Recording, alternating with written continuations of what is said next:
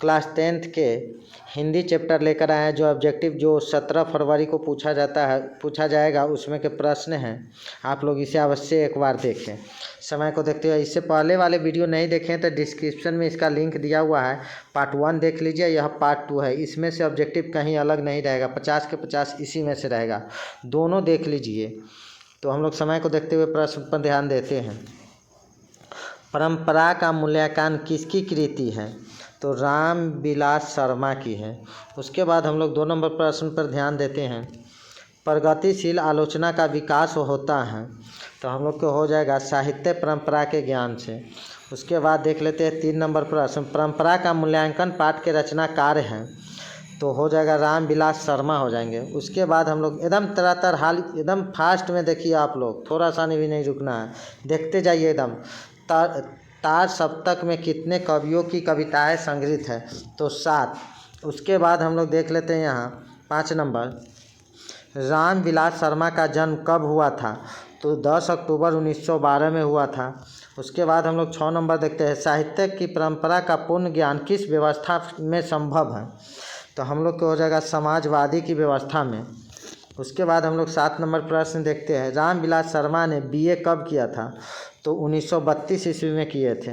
उसके बाद 8 नंबर प्रश्न हम लोग देखते हैं, क्या कहा गया है? साहित्यिक सापेक्ष रूप में क्या होता है? तो स्वाधीन होता है। उसके बाद हम लोग 9 नंबर प्रश्न यहाँ पे देखते हैं, वायरन किस भाषा के कवि है? तो अंग्रेजी भाषा के। उसके बाद 10 नंबर प्रश्न देखते हैं, साहित्य में विकास प्रक्रिया किस तरह संपन्न होती है? तो समाज की तरह होती है। उसके बाद 11 नंबर प्रश्न देखते हैं, निराला की साहित्य साधना किनकी कृति है? तो रामविलास शर्मा की है। उसके बाद हम लोग 12 नंबर प्रश्न देखते हैं, परंपरा का मूल्यांकन किस विद्या की रचना है? तो निबंध है। उसके बाद हम लोग देख लेते हैं 13 नंबर प्रश्न, क्या कहा गया है? निराला की साहित्यिक साधना कितने खंडों में रचित है?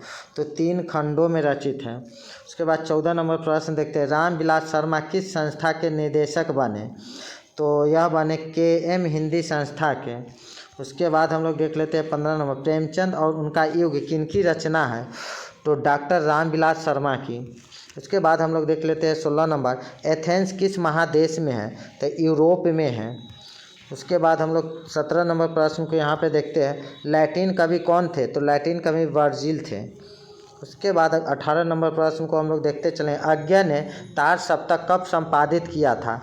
तो 1943 में किए थे। उसके बाद 19 नंबर प्रश्न देखते हैं, रामविलास शर्मा ने BA किस विश्वविद्यालय में किए थे?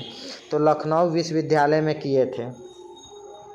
20 नंबर प्रश्न हम लोग एकदम फास्ट में देखिए, बहुत फास्ट में हम खींच रहे हैं प्रश्न को क्योंकि समय नहीं है, एकदम तड़ातड़ देखते चलना है। रामविलास शर्मा ने लखनऊ विश्वविद्यालय के किस विभाग में अध्यापन कार्य किए थे? तो अंग्रेजी। तो हम लोग अब 21 नंबर प्रश्न देखते हैं, आगे क्या कहा गया है? निराला की साहित्य साधना के रचनाकार हैं, तो यहाँ पे है रामविलास शर्मा थे। उसके बाद 22 नंबर प्रश्न देखते हैं, किन लोगों के लिए साहित्य की परंपरा का ज्ञान सबसे आवश्यक है? तो हम लोग को हो जाएगा जो साहित्यिक युग में परिवर्तन करना चाहते हैं। उसके बाद हम लोग 23 नंबर प्रश्न देखते हैं, साहित्य सापेक्ष रूप में होता है, तो स्वाधीन होता है। उसके बाद हम लोग देखते हैं 24 नंबर प्रश्न, साहित्य के निर्माण में किनकी भूमिका निर्णायक है? तो हम लोग का आंसर हो जाएगा प्रतिभाशाली मनुष्य हो जाएगा। उसके बाद 25 के हम लोग क्या होगा, अविच्छिन्न का शाब्दिक अर्थ है तो अटूट होगा। उसके बाद हम लोग 26 नंबर प्रश्न देखते हैं, कौन ऐसा गुलाम देश था जिसकी सभ्यता ने सारे यूरोप को प्रभावित किया था? तो एथेंस हो जाएगा। उसके बाद हम लोग देख रहे हैं आगे 27 नंबर, आदिम का अर्थ है, आदिम का अर्थ हो जाएगा अति प्राचीन हो जाएगा। उसके बाद 28 नंबर प्रश्न देखते हैं, किस वर्ष की क्रांति के बाद रूसी और गैर रूसी जातियों के आपसी में बहुत बड़ा परिवर्तन हुआ था? तो 1917 की क्रांति में हुआ था। उसके बाद हम लोग 29 नंबर देखते हैं प्रश्न, सभ्यता का हर स्तर क्या नहीं होता है? तो वर्ग युद्ध हो जाएगा। उसके बाद 30 नंबर प्रश्न हम लोग देखते हैं, शर्माजी को पुरस्कार की राशि किसे दान स्वरूप दिया गया था? तो भारत सरकार को दिया गया था। अब हम लोग अगला 8वां चैप्टर देखते हैं, जीत जीत में निरखता। इसमें क्या ऑब्जेक्टिव है? तो पंडित बिरजू महाराज किस कला से संबंधित है? तो नृत्य कला से संबंधित है। उसके बाद 2 नंबर प्रश्न देखते हैं, बिरजू महाराज किस घराने से आते हैं? तो लखनऊ घराने से आते हैं। उसके बाद 3 नंबर प्रश्न हम लोग यहाँ देखते हैं, जीत जीत में निरखत हूँ किस विद्या की रचना है? तो साक्षात्कार है। उसके बाद हम लोग 4 नंबर प्रश्न देखते हैं, बिरजू महाराज के बाबूजी हनुमान जी का प्रसाद क्यों मांगते हैं? तो नौकरी छूटने हेतु। उसके बाद हम लोग 5 नंबर, बिरजू महाराज का जन्म हुआ था? तो बिरजू महाराज का जन्म हुआ शुक्रवार वसंत पंचमी के एक दिन पहले। उसके बाद 6 नंबर प्रश्न देखते हैं, कितने वर्ष की उम्र में बिरजू महाराज नवाब साहब को पसंद आ गए थे? तो 6 साल में ही। उसके बाद 7 नंबर प्रश्न हम लोग देखते हैं, दिल्ली में हिंदुस्तानी डांस म्यूजिकल स्कूल किनका था? तो निर्मला जी का था। उसके बाद हम लोग 8 नंबर प्रश्न को देखते हुए चलेंगे, बाबूजी की मृत्यु के समय बिरजू महाराज की उम्र क्या थी? तो ही 9.5 साल थी। उसके बाद हम लोग 9 नंबर प्रश्न देखते हैं, बिरजू महाराज की शादी कितने वर्ष की उम्र में हुई थी? तो इनका 18 साल की उम्र में हुआ था। उसका 10 नंबर प्रश्न हम लोग देखते हैं, बाबूजी के साथ बिरजू महाराज का आखिरी प्रोग्राम कहाँ हुआ था? तो मैनपुरी में हुआ था। उसका 11 नंबर प्रश्न हम लोग देखते हैं, आखिरी प्रोग्राम के समय बिरजू महाराज के बाबूजी कितने साल के थे? तो यह 54 साल के थे। उसके बाद हम लोग देखते हैं 12 नंबर, बिरजू महाराज किसके पर्यवाची बन गए थे? तो यह बन गए थे कथक के। उसके बाद 13 नंबर प्रश्न हम लोग देखते हैं यहाँ पे, बिरजू महाराज के तालीम किन से मिली थी? तो पिताजी से। किन से मिली थी? पिताजी से मिला हुआ था। उसके बाद 14 नंबर प्रश्न देखते हैं, रसीम वाजपेयी संपादक है? तो नटरंग पत्रिका का हो जाएगा। 15 नंबर प्रश्न हम लोग देखते हैं, बिरजू महाराज ने गंडा बांधने पर बाबूजी को गरु दक्षिणा के रूप में कितनी राशि अर्पित की थी? तो 500 रुपया दिए थे। उसके बाद 16 नंबर प्रश्न हम लोग देखते हैं यहाँ पे, बिरजू महाराज की शिष्य कौन थे? तो कल्पना वाजपेयी थे। उसके बाद हम लोग 17 नंबर प्रश्न देखते हैं यहाँ पे, क्या कहा गया है, बिरजू महाराज को संगीत नाटक अकादमी अवार्ड कब मिला था? तो 27 साल के उम्र में मिला था। उसके बाद हम लोग देखते हैं यहाँ 18 नंबर प्रश्न, बिरजू महाराज के शागिर्द हैं? बिरजू महाराज तो सरस्वती के शागिर्द हैं। उसके बाद हम लोग 19 नंबर देखते हैं, गंडा बांधना का अर्थ होता है दीक्षित करना। क्या होता है? दीक्षित करना होता है। उसके बाद 20 नंबर प्रश्न देखते हैं, रसीम वाजपेयी क्या है? तो नृत्यगान थे। उसके बाद 21 नंबर प्रश्न हम लोग देखते हैं, शंभू महाराज बिरजू महाराज के कौन थे? तो चाचा थे। यहाँ पे डी में है, चाचा थे। उसके बाद हम लोग देखते हैं 22 नंबर प्रश्न, पंडित बिरजू महाराज है? तो पंडित बिरजू महाराज क्या हो जाएगा? नर्तक हैं। उसके बाद हम लोग 23 नंबर प्रश्न को यहाँ पे देखते हैं, नटरंग पत्रिका का संबंध है रंग कर्म है। उसके बाद 24 नंबर प्रश्न हम लोग देखते हैं, बिरजू महाराज का साक्षात्कार किसने किया था? तो रश्मि वाजपेयी ने किया था। उसके बाद हम लोग 25 नंबर प्रश्न यहाँ पे देखते हैं, क्या कहा गया, पंडित बिरजू महाराज किस लड़के को डांस सिखाते थे? तो ये हो जाएगा हम लोग का जवाब सीताराम बागला को। उसके बाद हम लोग देखते हैं 26 नंबर प्रश्न, इनमें से कौन पंडित बिरजू महाराज की शिष्य नहीं थी? तो अनुराधा जी नहीं थे। उसके बाद 27 नंबर प्रश्न हम लोग देखते हैं, पंडित बिरजू महाराज का जन्म कहाँ हुआ था? तो लखनऊ में हुआ था। उसके बाद हम लोग 28 नंबर प्रश्न देखते हैं, पंडित बिरजू महाराज की गुरुवाइन कौन थी? तो इनमें हो जाएगी उनकी माँ हो जाएगा। उसके बाद हम लोग देखते हैं 29 नंबर प्रश्न, क्या कहा गया है, बिरजू महाराज को संगीत नाटक अकादमी पुरस्कार कब प्राप्त हुआ था? तो 1965 ईस्वी में हुआ था। उसके बाद हम लोग 30 नंबर प्रश्न देखते हैं, पंडित बिरजू महाराज का जन्म कब हुआ था? तो इनको हुआ था 4 फरवरी 1938 में हुआ था। उसके बाद 31 नंबर प्रश्न देखते हैं, बिरजू महाराज की प्रारंभिक नृत्य शिक्षा किनसे प्राप्त हुई? तो कपिला जी से हुआ था। उसके बाद 32 नंबर प्रश्न हम लोग देखते हैं, किस उम्र में बिरजू महाराज नृत्य कला में परंपरागत हो गए थे? तो 8 वर्ष की उम्र में ही हो गए थे। 32 नंबर प्रश्न यहाँ पे देखते हैं, बिरजू महाराज के पिता क्या थे? तो बिरजू महाराज के पिता प्रसिद्ध नाट्यकार थे। उसके बाद 34 नंबर प्रश्न हम लोग देखते हैं, क्या कहा गया है? बिरजू महाराज की पहली शिष्या कौन थी? तो रसीम थी। उसके बाद 35 नंबर प्रश्न यहाँ पे हम लोग देखते हैं, लास्ट प्रश्न है इस चैप्टर का, बिरजू महाराज को संगीत भारती से जुड़ने में किनका योगदान था? तो कपिला जी का योगदान था। उसके बाद हम लोग 8वां यानी 9वां चैप्टर देखते हैं। इसमें के इम्पोर्टेंट ऑब्जेक्टिव, अभिनयों के रचनाकार हैं। तो अभिनयों के रचनाकार अशोक वाजपेयी थे। उसके बाद हम लोग देख लेते हैं 2 नंबर प्रश्न, अभिनय कहाँ स्थित है? तो अभिनय फ्रांस में स्थित है। उसके बाद हम लोग 3 नंबर प्रश्न देखते हैं, अशोक वाजपेयी के पिता का नाम क्या था? तो परमानंद वाजपेयी था। उसके बाद अशोक वाजपेयी का जन्म कब हुआ था? तो अशोक वाजपेयी का जन्म हुआ था 16 जनवरी 1941 को। उसके बाद हम लोग देख लेते हैं 5 नंबर प्रश्न, क्या कहा गया? अशोक वाजपेयी का मूल निवास कहाँ है? तो मध्य प्रदेश है। उसके बाद हम लोग 6 नंबर प्रश्न देखते हैं, अशोक वाजपेयी की माता का नाम क्या है? तो निर्मला देवी था। उसके बाद हम लोग देख लेते हैं 7 नंबर, विलनवा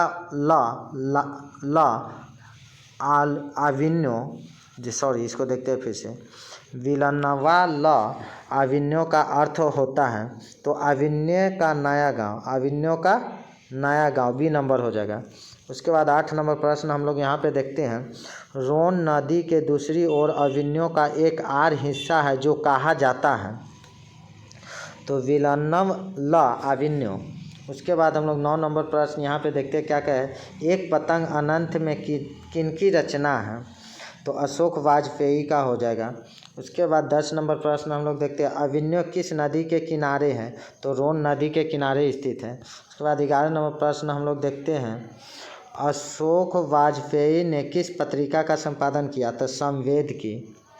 उसके बाद हम लोग 12 नंबर प्रश्न देखते हैं, अशोक वाजपेयी का जन्म कहाँ हुआ था? तो दुर्ग छत्तीसगढ़।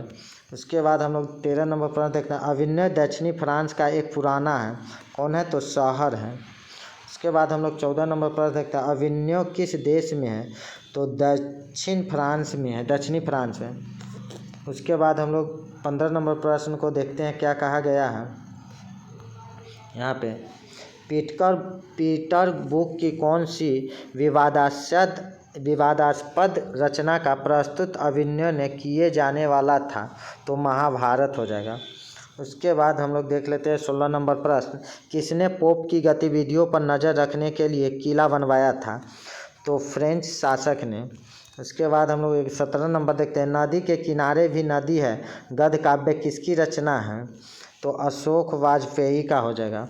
उसके बाद हम लोग 18 नंबर पर देखते हैं, कर्थुसियन संप्रदाय का ईसाई मठ है, तो ला शत्रु होगा। उसके बाद हम लोग 19 नंबर प्रश्न यहाँ पे देखते हैं, कुमार गंधर्व क्या है? तो यह शास्त्रीय गायक है।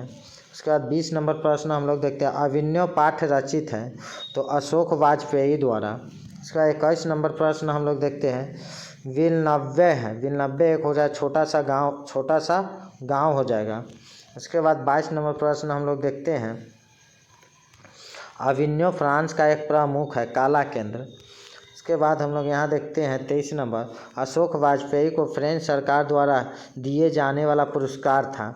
तो ऑफिसर ऑफ द अवार्ड अवक क्रॉस यानी ए नंबर हो जाएगा। उसके बाद 24 नंबर प्रश्न देखते हैं, आद्रे व्रेता क्या है? तो कवि थे। उसके बाद हम लोग 25 नंबर प्रश्न देखते हैं, शहर अब भी संभावना है कृति किसकी है? तो अशोक वाजपेयी का हो जाएगा। उसके बाद हम लोग देख लेते हैं 26 नंबर प्रश्न, अशोक वाजपेयी ला शत्रु में कितने दिनों तक रहे? तो 19 दिनों तक। उसके बाद हम लोग देख लेते हैं 27 नंबर प्रश्न, अशोक वाजपेयी का 24 अक्टूबर से 10 नवंबर 1994 तक कुल कितनी रचनाएं की? तो इन्होंने किए थे 35 कविता 27 गद्य। 28 नंबर प्रश्न हम लोग यहाँ पे देखते हैं, पिकासो की प्रसिद्ध रचना का शीर्षक है? तो हो जाएगा मादा मोचेल द अभिनव हो जाएगा बी नंबर। उसके बाद हम लोग 29 नंबर लास्ट प्रश्न देखते हैं इसका। अशोक वाजपेयी की रचनात्मक प्रतिभा कौन है? तो ए भी बी भी सी भी हो जाएगा, यानी ए बी सी डी हो जाएगा इसमें, यानी प्रतीक्षा करते हैं पत्थर और नदी के किनारे भी पत्थर हो जाएगा। तो अब हम लोग 10 नंबर चैप्टर देखेंगे मछली। इसमें के प्रश्न है जो बहुत इम्पोर्टेंट है, एग्जाम में पूछने वाले प्रश्न है। संतु भीगने से बचने के लिए कहाँ खड़ा हो गया? तो मकान के नीचे। उसके बाद हम लोग देख लेते हैं 2 नंबर। लगभग जय हिंद शुक्ल जी की रचना है? तो काव्य संग्रह। उसके बाद हम लोग देख लेते हैं 3 नंबर। शुक्ल जी इंदिरा गांधी कृषि विश्वविद्यालय में किस पद पर थे? तो एसोटिक प्रोफेसर के पद पर थे। उसके बाद हम लोग 4 नंबर प्रश्न देखते हैं। पेड़ पर कमरा किनकी रचना है? तो यहाँ पे आंसर हो जाएगा विनोद कुमार शुक्ल की। उसके बाद हम लोग 5 नंबर प्रश्न देखते हैं। मछली कहानी शुक्ल जी के किस संकलन से ली गई है? तो महाविद्यालय से। उसके बाद 6 नंबर प्रश्न हम लोग यहाँ देखते हैं। कथाकार मछली लेकर घर जाने के दरमियान क्यों दौड़ रहे थे? तो मछली मर जाने के डर था उनके पास। 7 नंबर प्रश्न हम लोग देखते हैं यहाँ पे।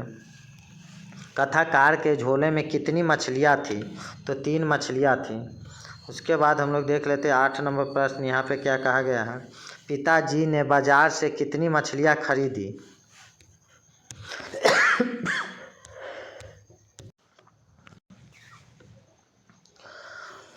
पिताजी ने बाजार से कितनी मछलियाँ खरीदी थी? तो हम लोग के यहाँ पे हो जाएगा 3।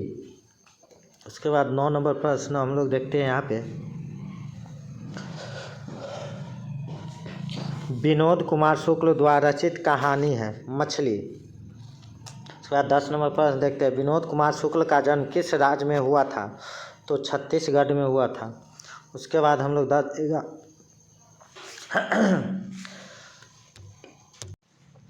11 नंबर प्रश्न देखते हैं। विनोद कुमार शुक्ल का पहला कविता संग्रह लगभग जय हिंद कब प्रकाशित हुआ था?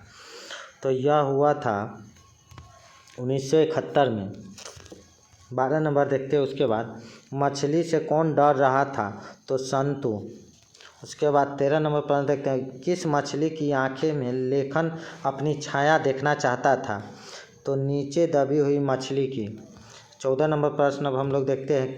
किस मछली की आंखें में झांकने से अपनी परछाई नहीं दिखती है? तो मृत मछली में। मसाला कौन पीस रही थी? तो मसाला कौन पीस रही थी? तो मसाला लेखक की माँ पीस रही थी। उसके बाद हम लोग देख रहे हैं 16 नंबर प्रश्न। नौकर की कमीज किस विद्या की रचना है? तो उपन्यास हो जाएगा। उसके बाद 17 नंबर प्रश्न हम लोग देखते हैं। कथाकार के पिताजी जब मछली खरीद रहे थे तब कितनी मछली मर गई थी? तो 1 मछली। उसके बाद 18 नंबर प्रश्न हम लोग यहाँ देखते हैं। लेखक रास्ते में मन ही मन सोच रहे थे 1 मछली पिताजी से मांग लेंगे।